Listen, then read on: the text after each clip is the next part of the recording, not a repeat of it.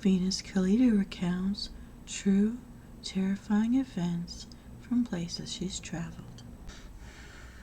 Hello, M-Soul. There was a time when I was going to school that I lived in a place called St. Catherine's. And my school is located in a place called Thorold. This is north of what many of you know as the Niagara Falls area. In Thorold, they have a place that's nicknamed the Blue Ghost Tunnel. I'd like to tell you about it. There lies an old stone tunnel in the woods of Thorold. It's crumbling, dark and dangerous, abandoned, remote, and difficult to find. Many people, even with detailed directions, become turned around and never find it. That's probably for the best. Something dwells in the darkness, something that becomes violent and angry when disturbed.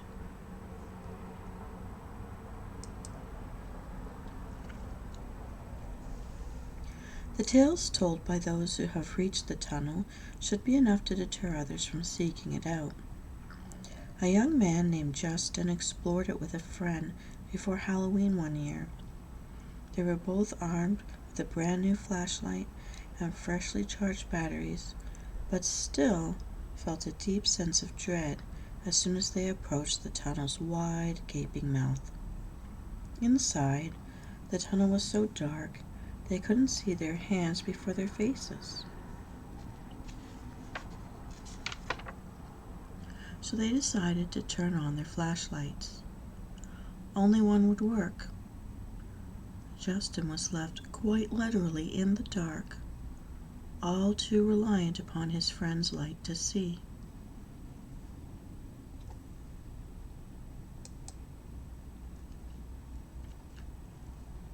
They heard voices coming from the deep, so the friend went further in to investigate. Justin waited anxiously behind and tried not to think of the suffocating blackness that surrounded him like a cloud of smoke. The only sound he could hear was the drip, drip, drip of water falling from the tunnel's roof. He faced the direction his friend had left and saw an approaching light. But just then his friend appeared, not in front of him, but at his side. The friend had walked the length of the tunnel and no one was there. So who, or what, was holding the light they could see? Before much longer the light disappeared. That was enough to force them out of the tunnel.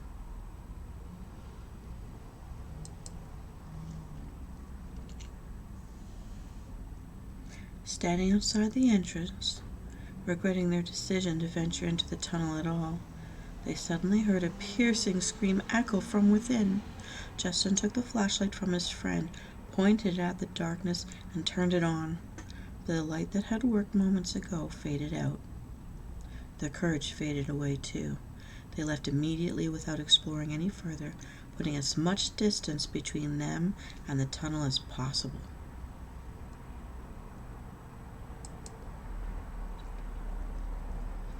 Some time later, a woman named Lori entered the tunnel with a group of friends, hoping for a bit of a thrill.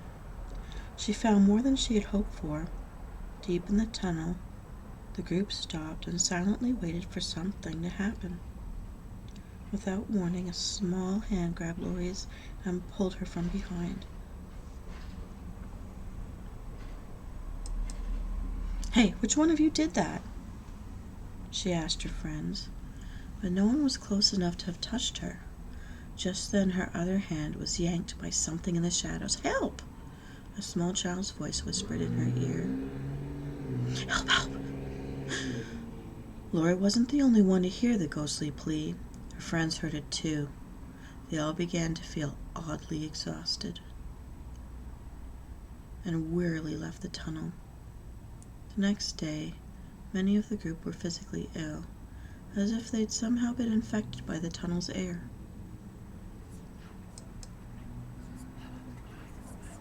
A man named Mark had trekked into the tunnel many times over the years and had a few creepy encounters, including hearing whispers from the walls and a woman crying. These haunting sounds weren't enough to keep him away permanently, but one night, when exploring with a friend, he had such a terrifying encounter that he hasn't been back since.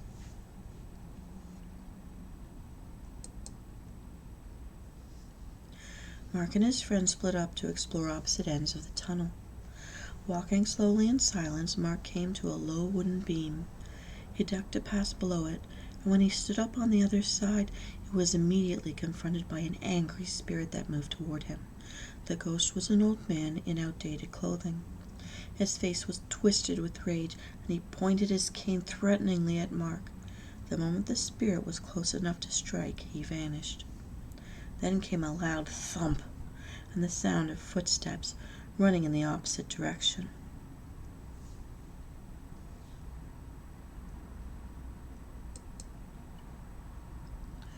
Mark's friend returned and confirmed he'd heard the bang and the footsteps. Mark was shaking badly and was absolutely petrified. He'd felt the man's anger and hate radiating off his dead body in waves. He somehow knew the ghost was mad at the intrusion and was trying to protect the tunnel.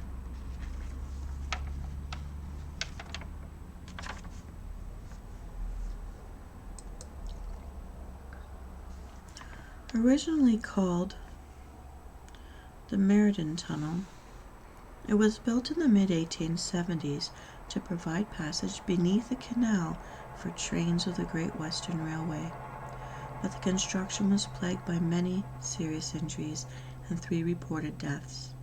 One such tragedy occurred with some of the heavy limestone. These rocks were used to create the tunnel's walls. They fell on top of a 14-year-old Irish immigrant, crushing him to death.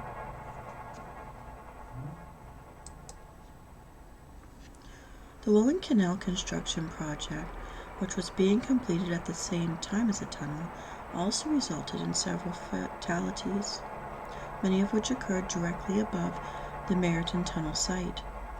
The further expansion of the canal system in the 1920s required that an old abandoned church be demolished and the skeletal inhabitants of the cemetery be moved to create a reservoir.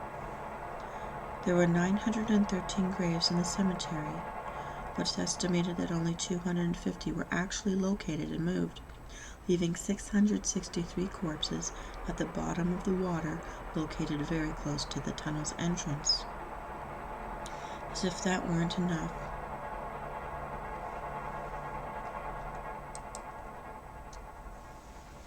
there were also a horrible head-on collision between 2 trains near the western entrance of the tunnel. It was on January the 3rd, 1902.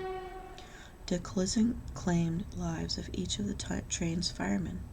Abraham Dassault received burns to about 90% of his body and was rushed to the St. Catharines General Hospital, where he died 5 hours after the accident. Charles Horning was killed instantly. His body was crushed and mangled between the boiler and a large piece of ironwork. A mere 11 years after it had finally been completed, this tunnel was deemed too dangerous for frequent passage and converted to occasional use. Then in 1915 it was closed completely without the passage of trains. It became a ghost tunnel, both figuratively and literally. But where did it get its present-day nickname, the Blue Ghost Tunnel? In 1999, a teenager named Russ heard rumors about the tunnel's haunted history from a friend. Russ had started a website that listed haunted locations in the Niagara Falls region and decided to visit the Meriden Tunnel to see for himself if anything sinister dwelled within. With a company of 3 friends, safety, they hoped, in numbers, Russ approached the tunnel's entrance. The members of the group suddenly felt dizzy, as if electrical currents were surging through their bodies. It seemed like something was trying to keep them away.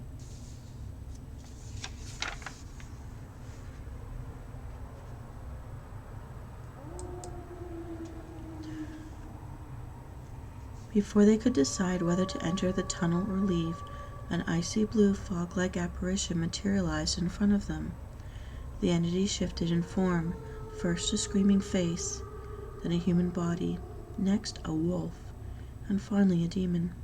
It blocked their path for 15 long seconds before disappearing. Despite the fact that they had visited the tunnel to see a ghost, they admitted to being overcome by fear. No one could find the courage to enter. They agreed that the blue ghost they had seen was guarding the entrance and would not allow them to enter without terrible consequences. When Morris reported the petrifying confrontation online, the blue ghost tunnels notoriously grew exponentially.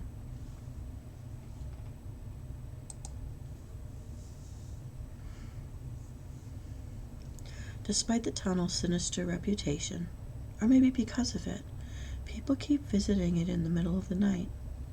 Most of the time, they see or hear something horrifying, and more often than not, they run away as quickly as possible, never to return.